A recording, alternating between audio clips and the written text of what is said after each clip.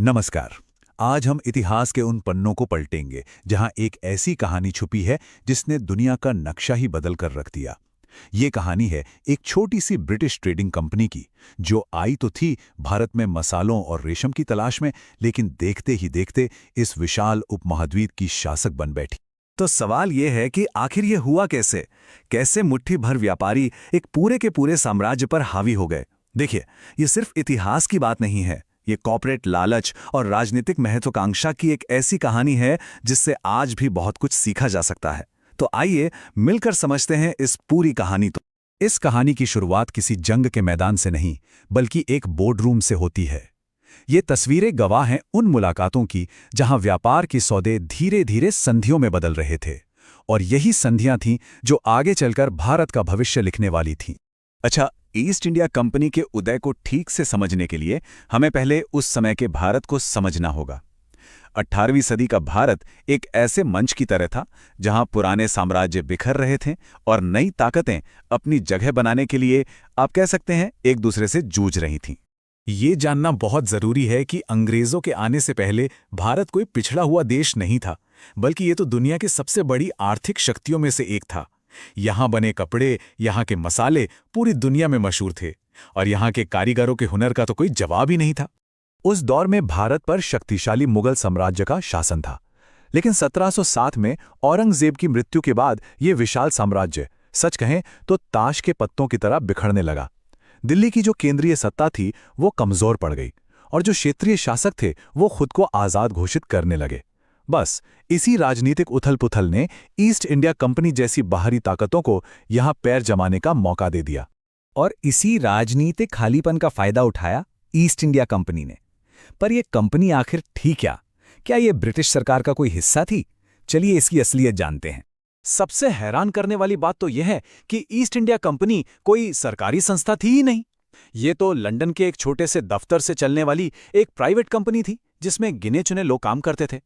उनका मकसद कोई साम्राज्य बनाना नहीं था, वो तो बस भारत के मसालों और रेशम का व्यापार करके मुनाफा कमाना चाहते थे। लेकिन किस्मत को शायद कुछ और ही मंजूर था। घटनाओं का एक ऐसा सिलसिला चला जिसने इस कंपनी की भूमिका को हमेशा हमेशा के लिए बदल दिया। और इस सिलसिले का केंद्र बिंदु थी एक संधि, एक ऐसा समझौता जिसने व्यापारियों को शासक बना दिया। और ये सब कुछ बहुत तेजी से हुआ। 1764 में बक्सर की लड़ाई में जीत ने कंपनी की फौजी ताकत का लोहा मनवा दिया, और इसी जीत के नशे में कंपनी ने 1765 में कमजोर मुगल सम्राट शाह आलम द्वितीय को एक संधि पर दस्तखत करने के लिए मजबूर कर दिया। इस संधि के जो नतीजे निकले वो इतने भयानक थे कि उसने 1770 के विनाशकारी बंगाल अकाल की नींव रख दी। इस पूरे खेल का जो मास्टरमाइंड था वो था रॉबर्ट क्लाइव, कंपनी का एक बहुत ही महत्वाकांक्षी और क्रूर अधिकारी। उसी ने इस संधि को अंजाम दिया था, एक ऐसा समझौता जिसने एक ट्रेडिंग कंपनी को भारत की किस्मत का फैसला करने वाला बना दिया। इलाहाबाद की इस संधि ने कंपनी को दीवानी का अधिकार दे दिया। अब यह सिर्फ एक शब्द नहीं था, यह सत्ता की चाबी थी। इसका सीधा सीधा मतलब था कि अब कंपनी बंगाल, बिहार और उड़ीसा जैसे अमीर प्रांतों से टैक्स वसूल सकती थी। यानी अब भारत का पैसा सीधे सीधे कंपनी की तिजोरी में जाने वाला था। और ये कोई छोटी मोटी रकम नहीं थी। रॉबर्ट क्लाइव ने खुद हिसाब लगाया था कि कंपनी को सालाना 16,50,000 पाउंड का मुनाफा होगा। अगर आज के हिसाब से देखें तो ये रकम अरबों में बैठेगी। सोचिए जरा। और बस इसी पैसे ने कंपनी की भूख को लालच में बदल दिया। दीवानी के अधिकार मिलते ही कंपनी के व्यापारी रातों रात शासक बन गए। लेकिन जब मुनाफा कमाने वाली एक कंपनी एक देश पर राज करने लगती है तो उसके नतीजे बहुत विनाशकारी होते हैं, और बंगाल के लोगों को इसकी बहुत भारी कीमत चुकानी पड़ी। उस समय के एक मुगल अधिकारी के इन शब्दों में उस दौर के दर्द और अपमान को महसूस किया जा सकता है। जिन लोगों ने सदियों तक शासन किया था, उनके लिए ये सोचना भी मुश्किल था कि अब उन्हें कुछ व्यापारियों से हुक्म लेना पड़ेगा। तो कंपनी का शासन था कैसा? देखिए, वो लोगों की भलाई के लिए तो बिल्कुल नहीं था। कंपनी के अधिकारी यहाँ थोड़े समय के लिए आते थे और उनका एक ही मकसद था, ज्यादा से ज्यादा पैसा कमाकर वापस लौटना। भ्रष्टाचार अपनी चरम सीमा पर था, और अपनी इस लूट को जारी रखने के लिए उन्होंने एक बहुत बड़ी निजी सेना बना ली, जो 1803 तक तो ब्रिटिश सेना से भी बड़ी हो गई थी। लेकिन ये लूट खसोट ज्यादा दिन तक नहीं चल सकी। कंपनी के अत्याचारों की कहानियां जल्दी ही लंदन तक पहुंचने लगीं और आखिरकार ब्रिटिश सरकार को इस मामले में दखल देने के लिए मजबूर होना पड़ा। बंगाल में जो कुछ हुआ, आर्थिक तबाही, वो भयानक अकाल जिसमें लाखों लोग मारे गए और वो बेशर्म भ्रष्टाचार, ये सब इतना ज्यादा था कि इसे और नजरअंदाज नहीं किया जा सकता था। ब्रिटिश संसद को भी ये एहसास हो गया कि एक बेलगाम प्राइवेट कंपनी उनके नाम पर एक पूरा साम्राज्य चला रही है और ये उनकी अपनी प्रतिष्ठा के लिए एक बहुत बड़ा खतरा था। तो सत्ता का ये हस्तांतरण एक झटके में नहीं हुआ। ये एक धीमी प्रक्रिया थी जो दशकों तक चली। 1773 के रेगुलेटिंग एक्ट से इसकी शुरुआत हुई और ब्रिटिश संसद ने धीरे धीरे कंपनी के पड़ कतरना शुरू कर दिया। लेकिन 1857 के महान विद्रोह ने, आप कह सकते हैं, ताबूत में आखिरी कील ठोक दी और इसके बाद कंपनी का शासन हमेशा के लिए खत्म हो गया और भारत सीधे ब्रिटिश क्राउन के अधीन आ गया। तो देखिए, सबसे अहम बात यह है कि कंपनी के इरादों और उसके नतीजों में जमीन आसमान का फर्क था। वो आए थे व्यापार करने, लेकिन उन्होंने भारत को एक उपनिवेश बना दिया, यहाँ के उद्योगों को तबाह कर दिया और पूरे देश को ब्रिटेन के औद्योगिक हितों का गुलाम बना दिया। इतिहासकारों ने ईस्ट इंडिया कंपनी के इस पूरे कारनामे को विश्व इतिहास में कॉरपोरेट हिंसा का सबसे बड़ा कार्य कहा है और यह हमें एक बहुत जरूरी सवाल पर सोचने के लिए मजबूर करता है कि जब एक कॉरपोरेशन की ताकत सरकार से भी ज्यादा हो जाती है तो उसके क्या अंजाम हो सकते हैं। ये एक ऐसा सवाल है जो आज की दुनिया में, जहां बड़ी बड़ी कंपनियां हमारे जीवन के हर पहलू को नियंत्रित कर रही हैं, और भी ज्यादा मायने रखता है।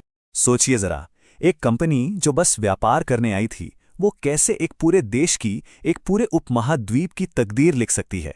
आज हम इसी कहानी की परतों को खोलेंगे। तो सवाल यही उठता है ना, कि आखिर एक कॉरपोरेशन, एक कंपनी, एक साम्राज्य में तब्दील कैसे हो जाती है। ये कहानी है ईस्ट इंडिया कंपनी की, जिसने व्यापार की आड़ में एक पूरे के पूरे सबकॉन्टिनेंट पर अपना राज कायम कर लिया। आप जरा इन आंकड़ों पर नजर डालिए। ये चार्ट, ये एक बहुत ही चौंकाने वाली कहानी बयां करता है। देखिए, 1700 के आसपास जब कंपनी अपना असर जमा रही थी, दुनिया की इकोनॉमी में भारत का हिस्सा लगभग 23% था और 1947 तक ये घटकर सिर्फ 3% रह गया। कितना बड़ा बदलाव है ये। हाँ बिल्कुल, इसके पीछे औपनिवेशिक शोषण एक बहुत ही बड़ा फैक्टर था। लेकिन पूरी तस्वीर समझने के लिए ये भी जानना जरूरी है कि उस दौरान दुनिया भी बदल रही थी। यूरोप में इंडस्ट्रियल रेवोल्यूशन हो रहा था और अमेरिका जैसी नई इकोनॉमिक पावर भी उभर कर सामने आ रही थी। तो ठीक है, अब जरा गहराई में उतरते हैं और देखते हैं कि कंपनी ने ये सब किया कैसे। शुरुआत करते हैं उस सिस्टम को समझने से जो उन्होंने यहां आकर बनाया। 1765 के बाद कंपनी ने एक बहुत ही, कह सकते हैं, चालाक सिस्टम बनाया। इसे कहा गया डुअल सिस्टम या दोहरी प्रणाली। इसका मतलब क्या था? मतलब ये कि पैसा वसूलने का काम, यानी जो दीवानी थी, वो कंपनी के हाथ में, और कानून व्यवस्था यानी निजामत, उसकी जिम्मेदारी स्थानीय नवाबों की। मतलब साफ था, ताकत सारी कंपनी के पास, लेकिन जिम्मेदारी बिल्कुल नहीं। और पैसा वसूलने के इसी काम के लिए उन्होंने पूरे भारत में 3 अलग-अलग सिस्टम लागू किए: परमानेंट सेटलमेंट, रैयतवाड़ी सिस्टम और महालवाड़ी सिस्टम। अब देखिए, नाम भले ही अलग अलग थे, लेकिन इन सबका मकसद सिर्फ एक था: किसानों और जमींदारों से जितना हो सके उतना ज्यादा पैसा निचोड़ना। और ये वसूली कितनी बेरहमी से होती थी, इसका अंदाजा आप एक सीनियर मुगल अधिकारी के इन शब्दों से लगा सकते हैं। उन्होंने लिखा कि भारतीयों को अपना खजाना बताने के लिए तड़पाया जाता था। शहर, कस्बे, गांव सब लूट लिए जाते थे और ये सब कंपनी के डायरेक्टरों और उनके नौकरों के लिए शौक और धर्म जैसा था। तो अब आते हैं सबसे जरूरी सवाल पर। ये जो सारा पैसा वसूला जा रहा था, इसका होता क्या था? ये कैसे भारत से निकलकर सीधा ब्रिटेन पहुंच रहा था? इसी को इतिहासकारों ने नाम किया है इकोनॉमिक ड्रेन या धन का निकास। ये असल में भारत की दौलत का ब्रिटेन की तरफ एक वन वे फ्लो था, एक ऐसा बहाव जो सिर्फ एक तरफा था। इसके बदले में भारत को कुछ नहीं मिल रहा था और देश धीरे धीरे गरीब होता जा रहा था। और इस ड्रेन का एक बहुत ही दिलचस्प हिस्सा था जिसे वो कहते थे इन्वेस्टमेंट। सुनने में तो अच्छा लगता है ना? लेकिन ये एक धोखा था। इसका मतलब था कि भारतीयों से वसूले गए टैक्स के पैसे से ही भारतीय सामान खरीदना और फिर उसे बाहर एक्सपोर्ट कर देना। यानी पैसा भी भारत का, सामान भी भारत का, लेकिन सारा का सारा मुनाफा सीधा ब्रिटेन की जेब में। और ये कहानी सिर्फ टैक्स और जमीन तक ही सीमित नहीं थी। यहाँ के उद्योगों का क्या हुआ? इतिहासकार एच विल्सन ने इसे बहुत साफ शब्दों में बताया है। वो कहते हैं कि ब्रिटिश मैन्युफैक्चरर्स ने अपनी राजनीतिक ताकत का इस्तेमाल करके अपने एक ऐसे कंपेटिटर का गला घोंट दिया जिससे वो बराबरी के मैदान में कभी जीत ही नहीं सकता था। और ये कैसे किया गया? इसका सबसे बड़ा सबूत है उनकी ट्रेड पॉलिसी। जरा देखिए, ब्रिटेन में अगर भारत का बना सामान जाता था तो उस पर लगता था 70 से 80% का टैरिफ, और जब ब्रिटेन का सामान भारत में आता था तो उस पर टैक्स महज 2.5%। ये तो साफ साफ एक तरफा खेल था जिसने भारत की लोकल इंडस्ट्रीज की कमर ही तोड़ दी। इस पूरे आर्थिक दबाव का, इस लूट का इंसानों पर क्या असर हुआ? चलिए अब कहानी के उस सबसे दर्दनाक हिस्से की तरफ चलते हैं। 1 करोड़ 10 मिलियन, ये सिर्फ एक आंकड़ा नहीं है। ये 1770 में बंगाल के अकाल में मारे गए लोगों की अनुमानित संख्या है। 1 करोड़ जिंदगियां। और ये समझना बहुत जरूरी है कि ये अकाल सिर्फ सूखा पड़ने की वजह से नहीं आया था। इसे और भयानक बनाया कंपनी की पॉलिसीज ने।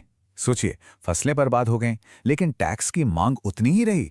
कंपनी के अधिकारियों ने अनाज जमा कर लिया, उसकी होर्डिंग की, और तो और भूखे मरते बंगाल से अनाज बाहर एक्सपोर्ट किया जाता रहा।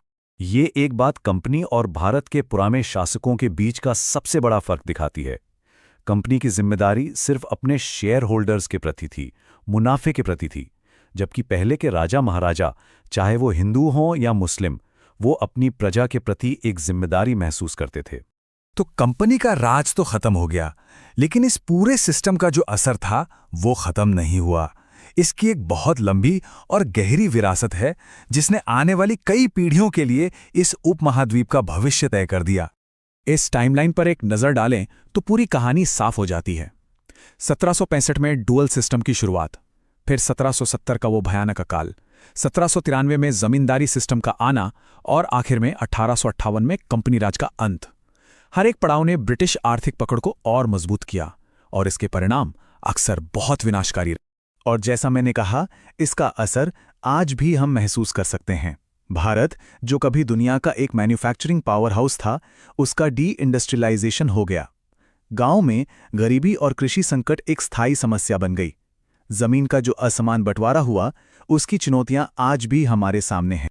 और ये सब हमें एक बहुत बड़े सवाल पर लाकर खड़ा कर देता है। एक ऐसा सवाल जो आज के दौर में भी उतना ही जरूरी है कि कॉरपोरेट हितों और एक देश की भलाई के बीच की वो बारीक रेखा आखिर कहाँ है। तो ये थी हमारी आज की पड़ताल।